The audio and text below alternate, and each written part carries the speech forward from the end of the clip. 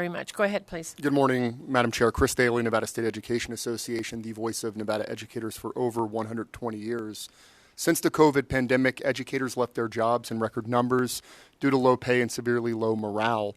With only a few months left in the school year, there are still thousands of school vacancies, with many more positions being covered by long-term subs, or in some of our rural areas, privately contracted virtual teachers. The educator shortage will only get worse this summer. This is why NSEA consistently articulates what Nevada must do to address this crisis. Time for 20.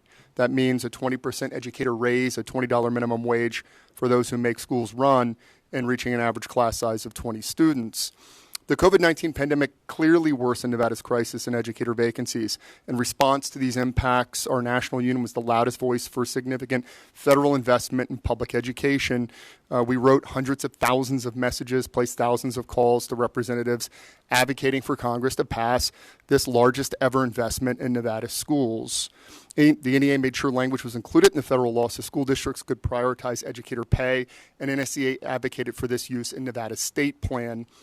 However, only about 40% of all federal relief dollars have been budgeted for staff, despite staff being the most significant line item in every school budget. Most federal funds for staff have paid for supplementing education, like paying for summer school or adding positions. Expenditures on retention efforts have largely been limited to one-time or two-time retention incentives. While these bonuses are nice, they have proven largely ineffective at reducing our educator vacancies. Even though they control a small percentage of the overall federal dollars, the Department of Education has done little on the issue of retention. Accountability starts at the top.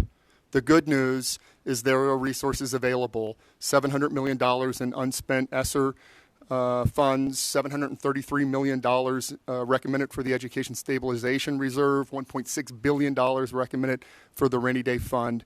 We have the resources right now to deliver Time for 20. Tomorrow you'll be meeting to demand accountability from school districts. Today, educators across the state demand the same of you. Thank you.